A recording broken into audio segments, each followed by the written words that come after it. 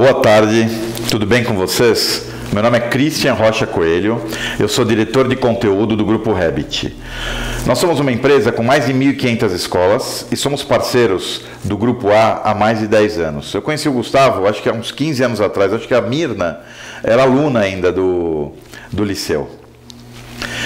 Eu acompanhei vocês crescerem, eu fiquei muito feliz, nós fizemos parte desse crescimento também. Um evento que vocês estão fazendo hoje tão grande, me deixa muito feliz. Hoje vocês são 12 escolas, uma quantidade gigantesca de alunos e uma quantidade gigantesca de responsabilidade. E qual que é o segredo do sucesso do Grupo A? Na minha opinião, é a valorização dos colaboradores e o foco na excelência. Constante, correr atrás da prestação de serviço, foco no cliente o tempo todo. Só que nós estamos passando agora por um outro desafio. Porque a escola cresceu, virou um grupo, deixou de ser uma escola e se tornou um grupo.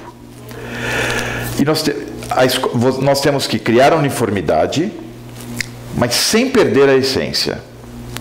E a primeira coisa, a primeira iniciativa é o que vocês estão fazendo hoje, que é uma reunião de alinhamento. Agora, cuidado com uma questão chamada overload, que é, a gente chama de sobrecarga, quando o grupo muda de patamar. Geralmente, quando o grupo muda de patamar, acaba sendo mais traumático. As escolas tendem a multiplicar a gestão, então você vai abrindo várias unidades e a tendência é a escola multiplicar a gestão, multiplicar o que já é feito hoje. Não funciona. É preciso criar novos sistemas para lidar com o crescimento mais complexo, para que não haja conflito e desorganização. Até pouco tempo atrás, o Gustavo, a Mirna, os outros diretores estavam na linha de frente, observando tudo, acompanhando todos os processos. Daqui para frente, isso não vai ser mais possível. Hoje é preciso distribuir essas decisões e, para isso, vocês têm que ter um time com autonomia e visão holística. O que é autonomia? Autonomia é gestão autonomia é você gerir, acompanhar o processo, mas o poder de decisão é da própria pessoa. E visão holística é enxergar tudo. É pensar como se todos vocês fossem o Gustavo. Por quê? Porque está havendo uma mudança de mercado. O mercado está mudando com uma velocidade, educacional está mudando com uma velocidade enorme. Antes do mercado, vamos falar um pouquinho, porque a macroeconomia bagunçada, igual nós estamos vivenciando, todo mundo sente quando vai na padaria, ou a questão do desemprego. Então, assim, um pouco de macroeconomia, a tendência provavelmente esse ano ser muito parecido com o ano passado, o crescimento pífio, mas na rota correta. Quer dizer, a gente vai ter os mesmos problemas que tivemos o ano passado, com uma pequena melhora. Agora, o mercado de educação, então vamos falar um pouquinho, uma das empresas do Grupo Habit é um instituto de pesquisa. O que nós detectamos? A tendência do mercado de escolas é crescer, porém, tem uma novidade, que estão vindo novos grupos de investidores, e na verdade, os grupos de investidores que eram focados no ensino superior estão descendo, estão vindo para a escola regular. Estão comprando escola e estão investindo fábulas de dinheiro. Então a tendência é se profissionalizar muito rápido. Nós vamos competir, o grupo, por isso que o grupo tem que se fortalecer, porque as outras escolas ou vão ser incorporadas a outros grupos, ou vão virar a escola de grife, ou escola com um grande diferencial. Então, escola montessoriana, vão ter meia dúzia de escolas diferenciadas. O restante vai ser incorporada, vai desaparecer. Essa mudança vai ocorrer em 5, 6 anos. Eu acho que o Grupo A saiu na frente dessa mudança de mercado, porque já são um grupo forte. Agora é alinhar, organizar o que tem que ser organizado, alinhar o que tem que ser alinhado, sem perder a essência. E aí eu digo, uma dica que eu dou nas minhas palestras, uma palestra de 5 minutos. Como que eu faço para errar menos? A maioria das pessoas, quando erram, não erram porque querem. Elas erram porque ou é alinhamento de expectativa, eu quero uma coisa, você quer outra e acaba não dando certo. Ou então por falta de conhecimento mesmo, é o erro de comunicação. Então a dica que eu dou é olhar e pensar como se fosse o dono da escola. A partir do momento que eu olho e penso como fosse o Gustavo, eu vou estar compactuado com a cultura da instituição, porque a cultura nasce de cima para baixo. Ela se fortalece de baixo para cima, mas ela nasce de cima para baixo. Então uma ótima forma de alinhamento com a cultura da instituição e minimizar esses equívocos é sempre perguntar: se eu fosse o mantenedor, como eu reajo nessa determinada situação? O que eu tenho que fazer? Se eu fosse, eu como dono da escola, o que eu tenho que fazer? E pensar como dono do grupo A, pensar como o mantenedor do grupo A, quais são as atitudes que nós temos que ter? Ter vontade de crescer, sempre, expansão, ser expansionista, nada de zona de conforto. Estar confiante que detalhes fazem a diferença. Escola não perde aluno por grandes atrocidades. Até ocorre grandes atrocidades. Eu cuido da Habit, eu cuido da área coordeno a equipe de conteúdo e também quando acontece algum problema muito grave. Então eu acabo vendo coisas nababescas, mas é muito raro acontecer. Um exemplo, não sei se vocês viram há pouco tempo atrás, que encontraram uma jiboia uma piton, que é uma jiboia africana, dentro de uma escola de educação infantil. Vocês imaginam o pânico. Mas isso é raro acontecer. Estar consciente dos detalhes fazem muita diferença. Então a escola perde por quê? Porque a criança levou uma mordida, aí no outro dia levou a mesma mordida. Meu Deus, por que uma criança... Professores de educação infantil, me expliquem isso. Por que quando uma criança leva uma mordida, no outro dia leva a mesma? Levar uma mordida isola aquela criatura, coitada. Por quê? Porque, sei lá, deve ser doce.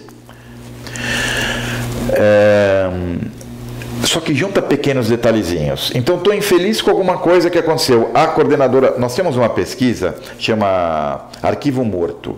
Pesquisa, nós ligamos em abril, maio, para 5.300 ano passado, mães que tiraram o filho da escola. Famílias que tiraram o filho da escola, e perguntamos por que tirou, mas de uma forma científica. Porque, na verdade, quando o pai sai da escola, nem ele às vezes sabe o que está acontecendo. Se ele está sem dinheiro, a escola fica fraca. Se a escola está infeliz, a escola fica cara. Ele empobreceu, ele já começa a achar pelo em ovo. Só que essa pesquisa, por que nós fazemos em abril? Reduz o vínculo da escola, e quando você está vinculado, o coração é muito forte. Reduz o límbico é muito forte, reduz o vínculo com a escola que você tinha, e você cria vínculo com uma outra escola. Então, e usando técnicas, as respostas são mais verdadeiras. 43% da perda de uma escola poderia ter sido evitada. É muita coisa. 43%. E aí, por quê? Eu saí porque eu estou de mudança. Você encontra a pessoa na padaria. Eu saí porque eu estava sem dinheiro. E entra no Instagram, ela está lá na Bahia, num resort, trocou de carro. Não bate as informações. 43% é muita coisa. São pequenos detalhes. Levou mordida. O que aparece nessa pesquisa? Um dia a coordenadora me olhou feio. Meu Deus, não olhou feio. Ela não viu a mãe. Eu pedi uma coisa e não foi feito. Eu mandei o recado e não tive resposta. Só que se juntam 1, 2, 3, 4 pequenos probleminhas, vira um problemão. O professor falou uma coisa que eu não achei correta na sala de aula.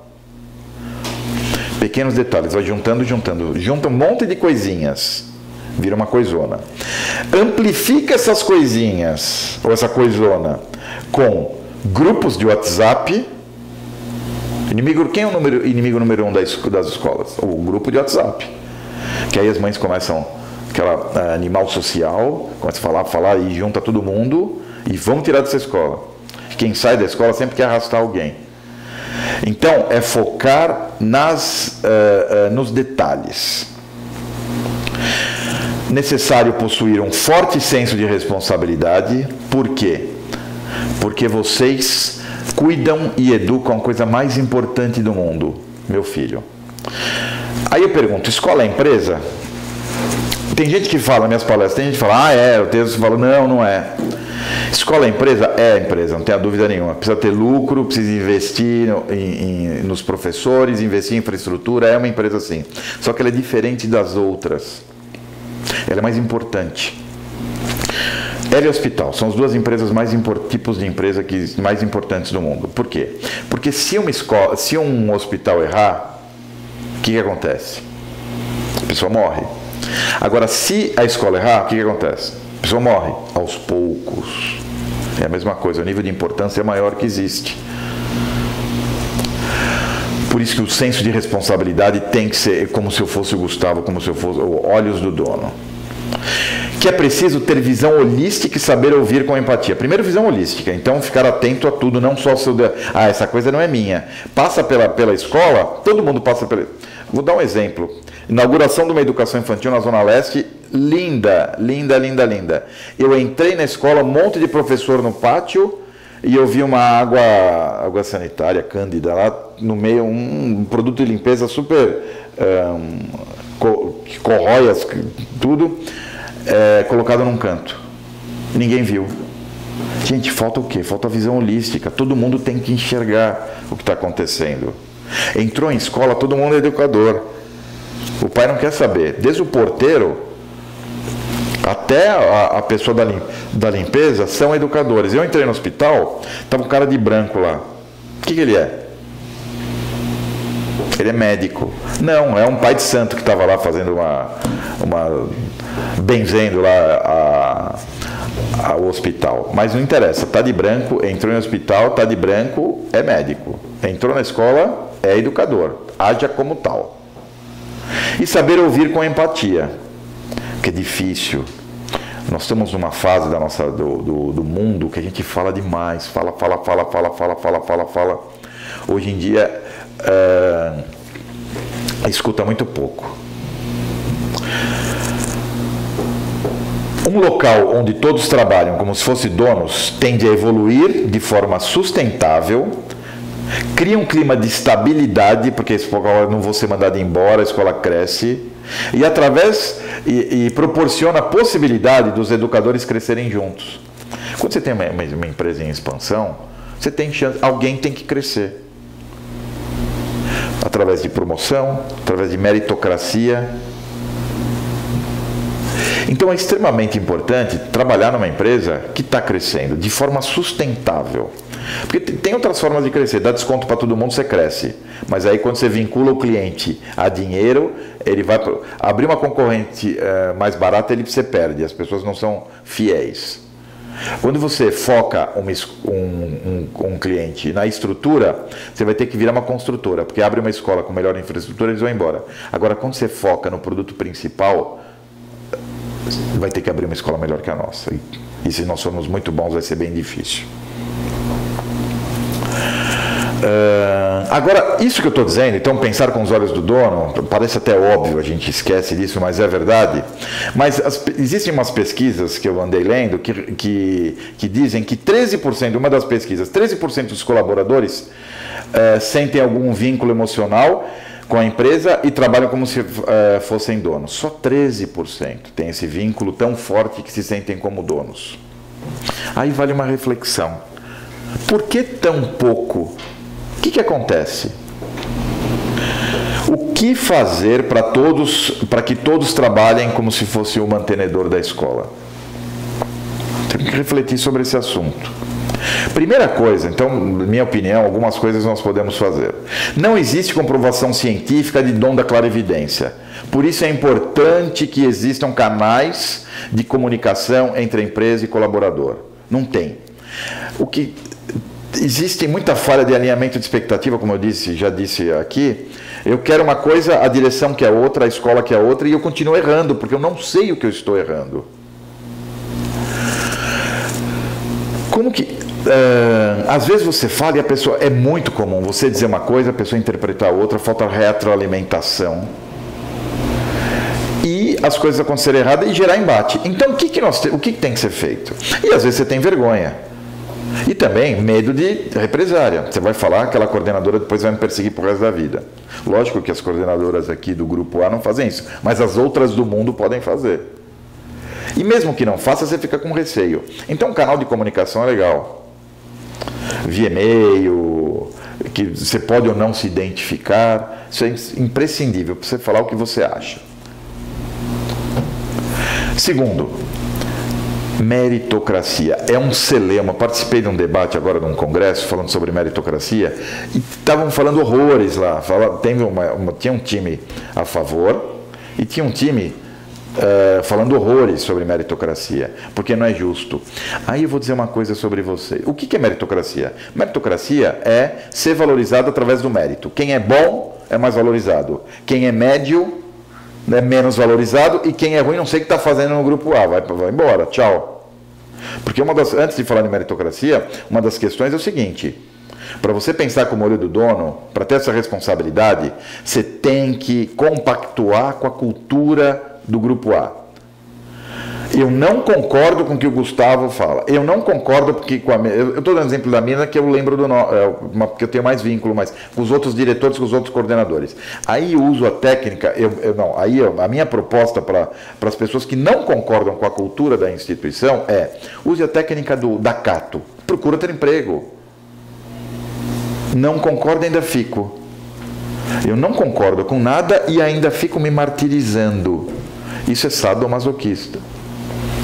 Vocês assistiram 50 Tons de Cinza? É nesse modelo aí. Se vocês não concordam com eu não concordo e vou sofrer, mude de empresa quem não concorda.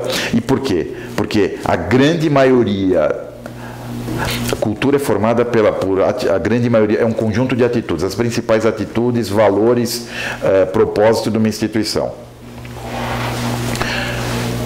Como que eu sei se ela é certa ou errada? Porque ela está dando certo. Se está dando certo, tem mais coisa boa do que coisa ruim. Não concordo, goodbye. Voltando. Seja feliz em outro lugar. Não tem gente ruim, tem gente que está no lugar errado. De repente a pessoa se adequa a um outro perfil de empresa. Voltando em meritocracia, tem aquela PISA, que é aquela pesquisa mundial falando sobre a qualidade da educação no mundo, né? No planeta todo. Existem, entre as 10, nós estamos entre, sei lá, nem entre as 50 nós estamos, então também tem que pensar nisso. A gente fala tanto que a escola é ótima, ótima, ótima, mas quando você faz uma análise, 50 nós estamos na frente de Bangladesh. Onde será que fica, professor de geografia, onde será que fica Bangladesh? Mas deve ser uma beleza. A partir nessa PISA, o que foi quando você lê o que está em primeiro, segundo, terceiro, quarto são os países nórdicos, aí tem os Estados Unidos, a Inglaterra, os tigres asiáticos, o que eles têm em comum? Primeiro, meritocracia. Criar protótipo. O que é criar protótipo? Adulto aprende através do exemplo. Por que eu estou falando de adulto? Porque a minha formação é andragógica. Provavelmente vocês conseguem transformar isso em pedagógico. Mas minha formação é educação de adultos. Adulto aprende através do protótipo. Ele tem que enxergar a forma certa e vivenciar e acompanhar. Adulto aprende através do... Tem até um neurônio. Depois é legal vocês darem uma pesquisada. Eu participo de um grupo do Hospital das Clínicas de pessoas do Hospital das Clínicas. Nós estudamos o neurônio espelho há 2 anos atrás, que é um neurônio específico do cérebro que ele valoriza e capta, ele consolida na memória de longo prazo tudo que é protótipo, e significativo e vinculado à emoção. Então é extremamente importante as pessoas enxergarem quem é bom. E por isso a gente tem que valorizar. E a meritocracia não é só ganhar dinheiro, não. Não é só a extrínseca. A intrínseca é mais importante. É deixar claro: parabéns, você fez isso, atitude X. E não adianta você é legal, você é ótimo professor, isso é julgamento. Se valoriza e se elogia atitudes. E se critica e corrige atitudes. E no PISA, meritocracia, e uma outra questão também interessante que apareceu é o seguinte: valorização do professor, o professor. E eu não acho, e quando você vai verificar proporcionalmente os valores que os professores recebem proporcionalmente de escola privada e dos outros países, não existe uma disparidade tão grande assim, é lógico, né? País de primeiro mundo, existe, mas não é tão grande como eu imaginava. Qual que é a questão? É que o professor, ele é reverenciado. Você chega na Coreia, você entra num local que tem um professor, é a mesma coisa que tem um sacerdote, o Papa. Fala, meu Deus, é um professor, respeito, fica em turma de silêncio. Né? Existe um cerimonial, professor. O professor é uma pessoa especial. É o que tem que acontecer aqui no Brasil.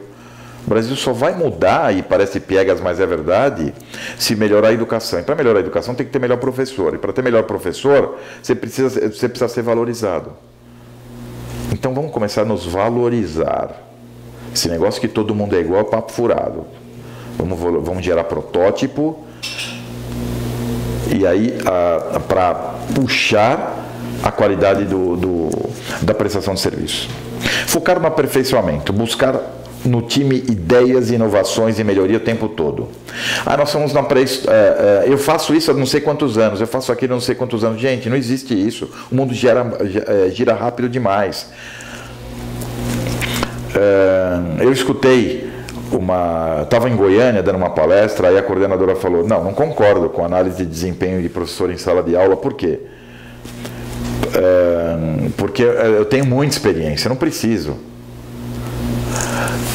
Eu tenho, como que ela falou, eu tenho 70 anos, 50 anos de experiência. Falei, coordenadora Highlander, meu Deus do céu, ela tem 70 anos de experiência. O mundo gira, o mundo vira, tem que se adequar.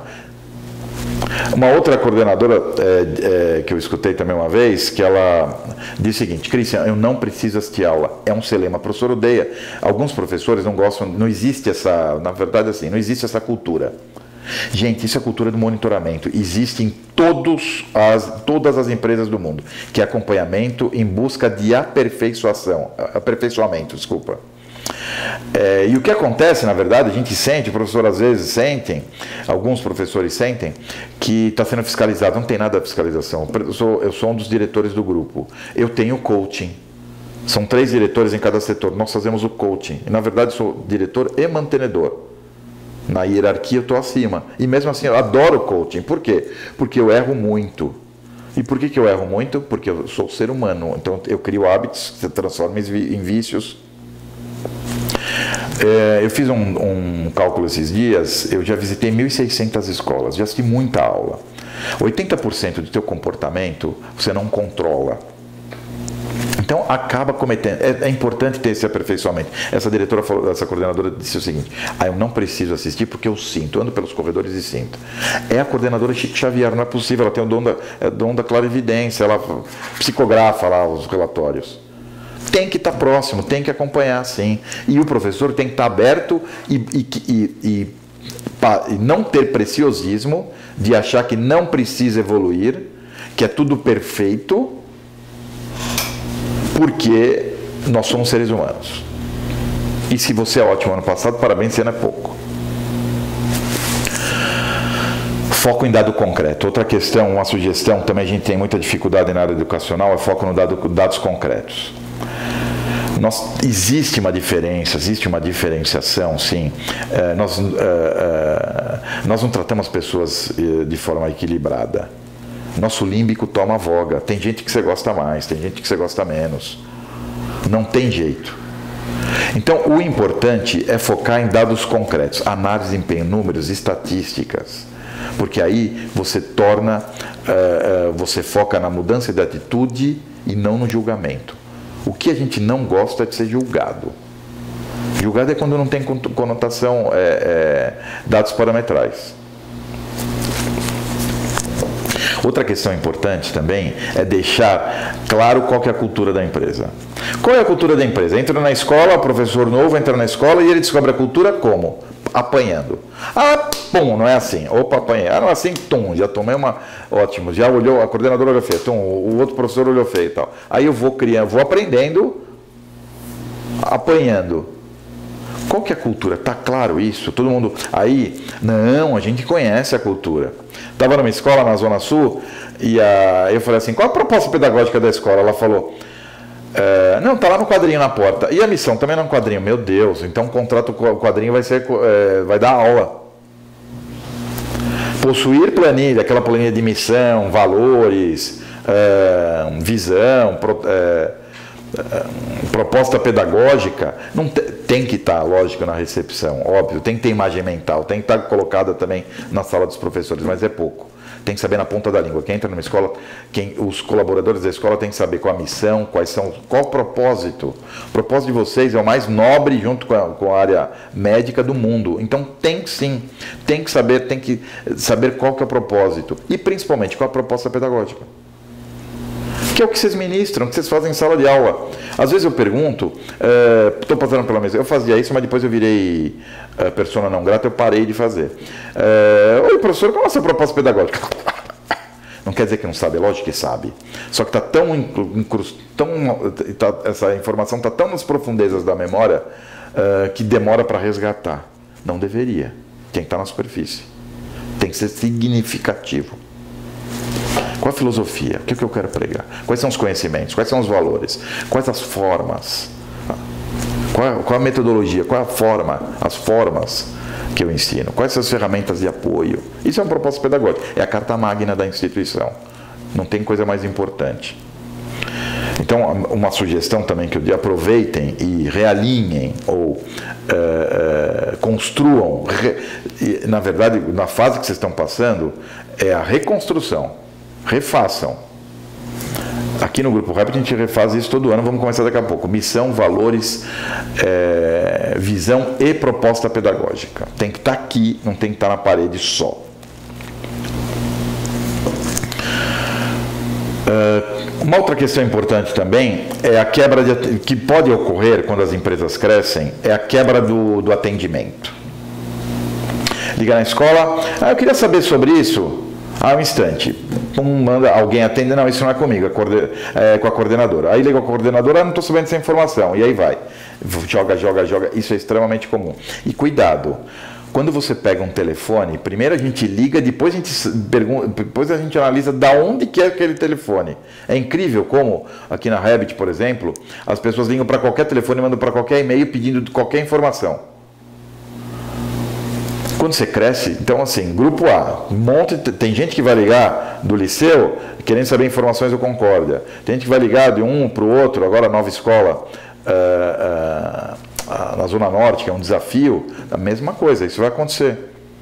Então, primeiro, a gente tem que ter um conhecimento holístico do grupo, não adianta só saber da minha casinha, eu tenho que saber informações sobre o grupo, além de tudo ser gera institucional, e tem que tentar resolver o problema do pai, do aluno, mesmo que você não seja da sua área. E isso ajuda muito, por quê? Porque descentraliza, porque tudo que acontece cai na mão da coordenação. Aconteceu um problema, passa para a coordenação. Queimou a lâmpada, manda a coordenação trocar. Encheu d'água a rua, manda a coordenadora desentupir a rua. Tem que descentralizar, senão você fica o quê? Você sobrecarrega um grupo e o outro grupo não perde autonomia. Para ter, no mundo de hoje, para nós tomarmos decisões ágeis, porque o que as pessoas querem no mundo do Google, eu quero informação rápida. O Google acelerou demais, eu quero saber rápido o que está acontecendo. Eu preciso de autonomia. E o que é autonomia? Você tem liberdade, mas tem monitoramento. Você tem liberdade, mas depois tem um checklist para ver se as coisas estão legais. Todo mundo, sem exceção, até o Gustavo, até os diretores de cada unidade tem que ter monitoramento, acompanhamento, acompanha o processo e reuniões de feedback periódicas. Um outro assunto importante que eu queria passar para vocês é que existe uma tendência quando você cresce a dificultar um pouco as relações, ter dificuldade em algumas relações relacionais. Inteligência relacional. Por quê? É inteligência emocional. Porque, primeiro, a inovação, a gente cresce muito rápido, a gente tem medo, o ser humano tem naturalmente medo da inovação. E também porque a convivência vai ter que mudar, nós vamos crescer, a empresa está crescendo. O ser humano, por ser um animal social, tem milhares de anos de experiência em relacionamento. A partir do nascimento a gente já começa a ter convivência com pai e irmão e não paramos mais. E por que a gente tem tanta dificuldade em viver em sociedade?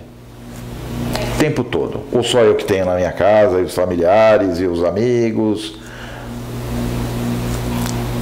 Por quê? Porque nós temos personalidades, cultura, vivência e valores diferentes.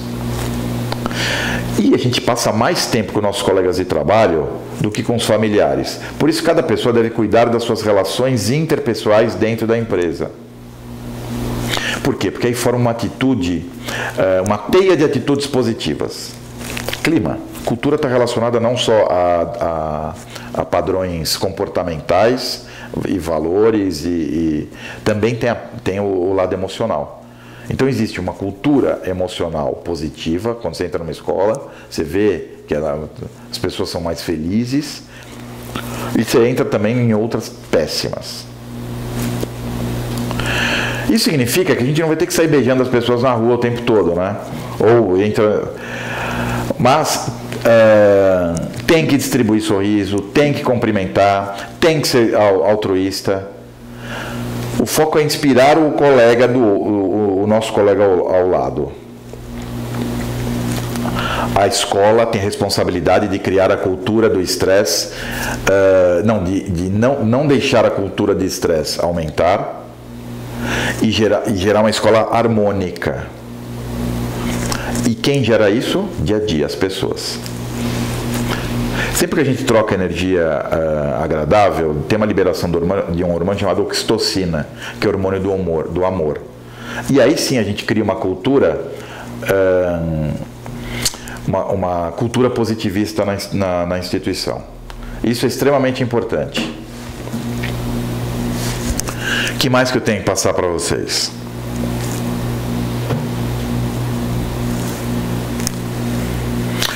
Algumas dicas, eu vou dar algumas dicas sobre o que eu tenho visto nas escolas sobre inteligência interpessoal.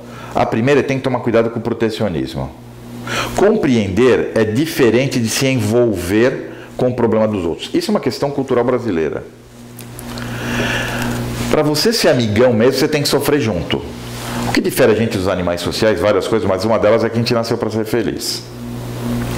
Se a gente nasceu para ser feliz, como que cada um já tem seus problemas? Aí você pega os problemas dos outros, você vai ser infeliz, você vai ser depressivo por causa da vida. Compreender é diferente de se envolver com os problemas. Eu compreendo o seu problema. E a escola a mesma coisa. A escola confunde, algumas diretoras, coordenadoras confundem humanismo com protecionismo. Os colegas, humanismo com protecionismo. Qual que é a diferença? Como que você sabe quando é um, quando é outro? A escola tem que ser humanista, é óbvio. Mas qual é a diferença? Você pensa no seguinte: vai prejudicar, essa atitude vai prejudicar o aluno? Você está sendo protecionista. Essa atitude não vai, então eu posso ser humanista e posso ajudar essa pessoa. E compreender e não se envolver com os problemas. Cada um cuida dos seus problemas e a gente pode compreender. A cultura brasileira, se a gente não estiver sofrendo junto, a gente não é legal. Não somos insensíveis. Parece óbvio, hein? Prestem atenção, porque cumprimentem todas as pessoas. É incrível como você passa numa escola, fica um tempo na escola, tem gente que se cumprimenta, tem gente que não, dentro da própria escola. Isso é uma questão do quê? De etiqueta. Apesar que, por exemplo, no meu prédio ninguém cumprimenta ninguém, é horrível. Outra coisa que me incomoda demais: celular. Agora já está... quando você cria vício no celular, você se vicia no celular, o celular ele libera dopamina, igualzinho libera o cigarro. Cuidado que você pode se viciar assim. Estou dando uma palestra, estou fazendo uma reunião, está lá a pessoa lá. Outro dia estava tanto assim que eu me senti um Pokémon. Pensei que ela ia me capturar. De tanto que ela, a pessoa estava lá no... Não, eu tenho que olhar para ver que vai acontecer alguma coisa na minha casa. Isso é vício, cuidado. E falta de educação. Aluno em sala de aula, professor com celular, de jeito nenhum. Cuidado com falar alto, com gargalhada demais, existe cuidado com os excessos. Principalmente em locais que não indevidos, né? Sala de atendimento, berçário, sala de soninho, biblioteca. Cuide do seu espaço. Não deixe as coisas jogadas na sala de aula e vá embora e deixa uma zona dos... Isso falta de respeito. Você sai de tem professor que sai e deixa uma bagunça enorme por outro professor arrumar. Arruma direitinho, deixa as coisas guardadinhas, arrumadinhas, para o outro professor entrar e na entrada já ficar estressado. Outro dia eu escutei uma pessoa dizendo assim, uma professora: aquele professor é ótimo, gente do céu, como ele é ótimo, ensino médio, ele é ótimo, mas ele chega atrasado todo dia, um monte de vezes ele chega atrasado. Não, ele é ruim, esse professor. Só que ele pode ter uma boa didática, uma boa relação interpessoal em sala de aula, mas ele não é um bom professor. Porque pelo menos uma coisa ele está fazendo de grave. Ele está ensinando que as pessoas não têm que seguir regras, ensinando que os alunos não têm que seguir regras. Porque ele chega atrasado, eu também posso. Por que eu tenho que entregar no dia determinado pedido? Então respeite o horário.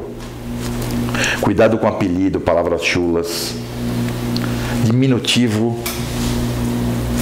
Diminutivo já está falando, está diminuindo. E eu acho que até o principal, a maior falha que eu vejo nas questões comportamentais é o que você posta nas redes sociais.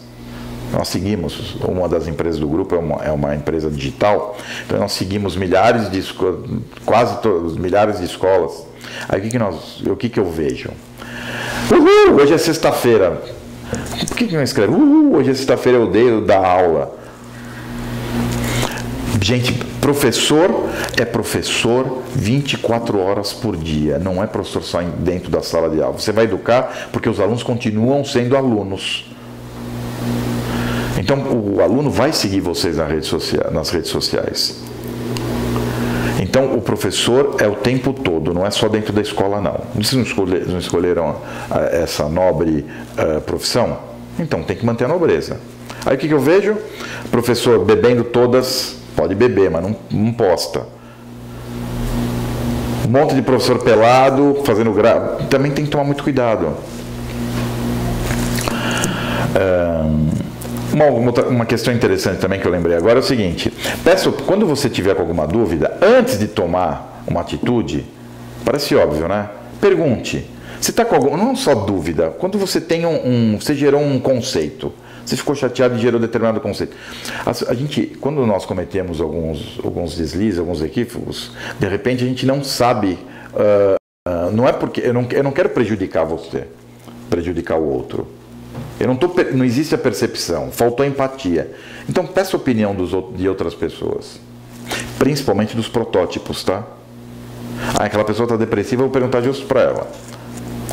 Outra questão também, às vezes é preciso dizer não, impor limites claros nas relações através de conversas esclarecedoras. Quando você diz não e explica o porquê, tudo bem. Acho que para finalizar, eu queria deixar uma frase para vocês, que é a seguinte: jamais haverá um ano novo se você continuar cometendo os erros dos anos velhos. Camões disse isso. Fiquem com Deus, muito obrigado. Fiquei muito feliz de ser convidado para falar um pouquinho com vocês. Até a próxima, obrigado.